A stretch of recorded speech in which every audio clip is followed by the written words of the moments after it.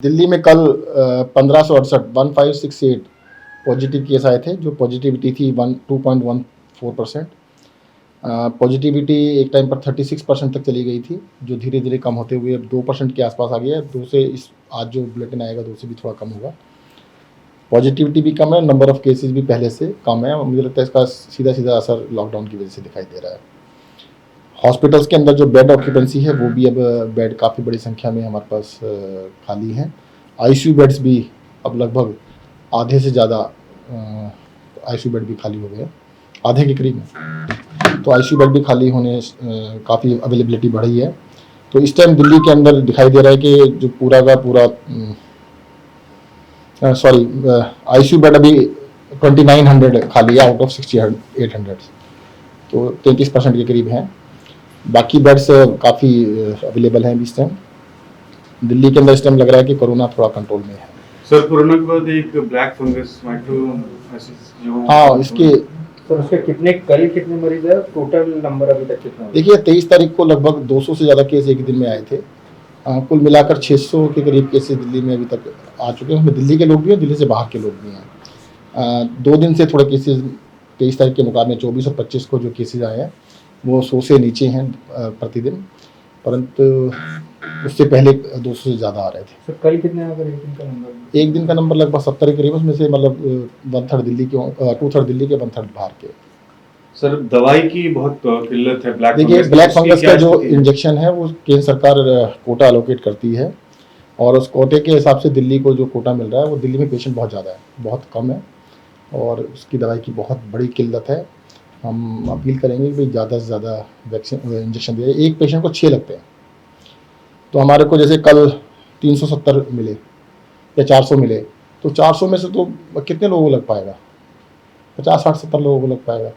600 patient admitted हैं already.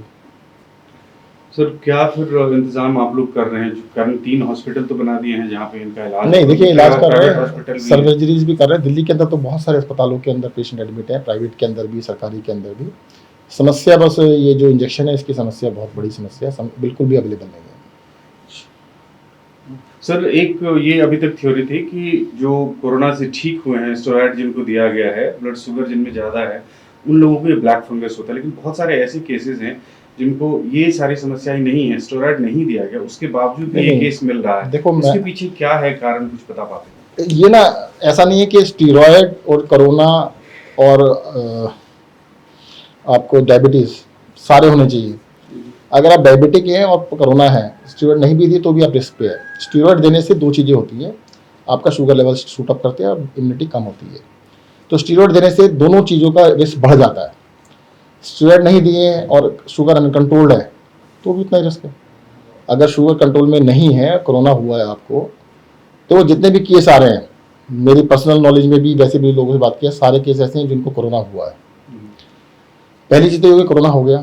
अब corona के बाद 2 चीज़ें हैं, अगर शुगर अनकंट्रोल्ड है तो स्टेरॉइड नहीं लिए तब भी हो सकता है, और स्टेरॉइड लेने से क्योंकि शुगर बहुत तेज़ी से बढ़ती है तो इसलिए चांसेस और ज़्यादा बढ़ जाते हैं, और स्टेरॉइड लेने से इम्यूनिटी भी कम हो जाती है। इसलिए कहा जाता है स्टेरॉइड दिया जाना बहुत ज़रूरी नहीं है, परंतु ऐसे केस ज़्यादातर आ रहे हैं जिनको स्टेरॉइड भी दी गए।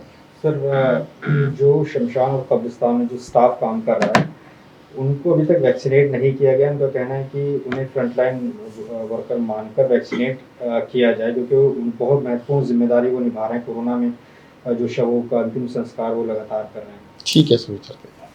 सर, एक सवाल इसको लेके था, मोहल्ला क्लिनिक क्या स्थिति है अभी? मोहल्ला क्लिनिक के ऑपरेशन के कितने चालू हैं? कारण कई जगह से ये आ रहा है कि बंद पड़े हैं। देखिएगा, आपने देखो, ये बीजेपी का प्रचार तो ना करें। बीजेपी लेकर जो लॉकडाउन होने की वजह से कंस्ट्रक्शन रुक गई, पिछले 1.5 महीने से रुकी हुई है। बहुत सारे मोहल्ला क्लिनिक अंडर कंस्ट्रक्शन है, इनका काम रुक गया है। उसके अलावा 450 मोहल्ला क्लिनिक हमारे तैयार हैं, जो चल रहे हैं, बिल्कुल चल रहे हैं। कई लोग ये भी कहते हैं, पता नहीं किस तरह की बातें करते हैं कि मोहल्ला क्लिनिक में कितने पेशेंट को एडमिट किया गया।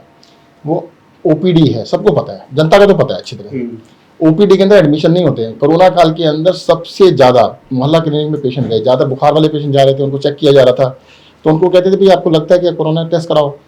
तो बहुत बड़ी उन्होंने सेवा की है, और मोहल्ला क्लिनिक अभी भी दिन रात काम कर रहे हैं। जिनकी बात आपने की है कि अंडर कंस्ट्रक्शन है और काम रुक गया है, वो तो रुका हुआ है। नहीं अंडर क्वेश्चन है, हम हमारे यहाँ से कुछ रिपोर्टर्स गए थे, उन्होंने खुद देखा है जो चल रहा था बंद हो गया, उसकी बात मैं कर रहा हूँ। इसका कोई डेटा गवर्नमेंट के पास हो कितने बंद हैं कितने चल रहे हैं? नहीं लगभग सारे चल रहे हैं, 10-15 को छोड़ के। 10-15। उसकी वजह ये थी कि जो काफ़ी जो इसमें डॉक्टर्स मान लो खुद इन्फेक्ट हो गए, पॉजिटिव आ गए, उसकी वजह से थोड़े दिनों के लिए बंद हो सकता है। सर वैक्सीनेशन की क्या स्थिति है? 400 सेंटर यूथ के लिए जो थे वो बंद हो गए हैं, क्या आगे कुछ बात हो रही है? कब तक वैक्सीनेशन देखिए, हो पाएगा, क्या होगा? यूथ के जो सेंटर्स हैं वो बिल्कुल बंद हो चुके हैं दिल्ली के अंदर, और वैक्सीन कहीं नहीं है, वैक्सीन नहीं मिल रही है। केंद्र सरकार से हमने रिक्वेस्ट की है, बार बार रिक्वेस्ट की है कि भाई वैक्सीन का इंतजाम किया जाए, जल्द से जल्द दिलाया जाए। सर उस स्टाफ पे भी बाइट दे दीजिए। ग्लोबल टेंडर को लेके बात हो रही थी, क्या आप लोगों को कहीं और मिल पाया है, कहीं और उपाय ये देख पाए, ढूंढ पाए? ये तो मजाक सा हो गया है ग्लोबल टेंडर ना, कि जी आपको क्या करा कि सारा कंट्रोल तो केंद्र सरकार का, बनाने वाले मैन्युफैक्चरर हिंदुस्तान में अलाउड कौन से हैं? कोवैक्सीन, कोविशील्ड और तीसरी स्पुतनिक, सब देंगे केंद्र सरकार की मर्जी से। कहते ग्लोबल टेंडर कर लो, अगर ग्लोबल टेंडर में कोई कंपनी आ भी जाती, पहली बात तो उन्होंने मना कर दिया। 2-3 कंपनियों ने तो हमसे भी कह दिया, मोडर्ना ने कह दिया, उन्होंने कह दिया कि भाई हम केंद्र सरकार से बात करेंगे, हम आपसे नहीं करेंगे।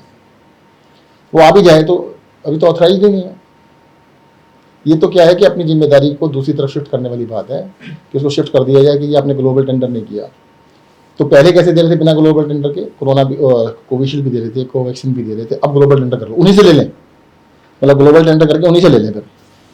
सर आईएमए की डेटा के हिसाब से टोटल 513 डॉक्टर्स की डेथ हुई है सेकेंड वेव में, जिसमें से 103 दिल्ली के हैं, तो उसके लिए देखिए बिल्कुल दुखद है कि इस मैथ का तो डॉक्टर क्या किसी की भी डेथ होना बहुत ही दुखद है। दिल्ली के अंदर जो ये वाली वेव चल रही है, इस वेव में 10,000 से ज़्यादा लोगों की डेथ हुई है, तो एक भी डेथ नहीं होनी चाहिए थी। बहुत ही दुर्भाग्यपूर्ण है, देश में भी बहुत ज़्यादा डेथ हुई है इस बारी। सर डॉक्टर्स को लेकर कोई ऐसा डाटा है कि कितने लोग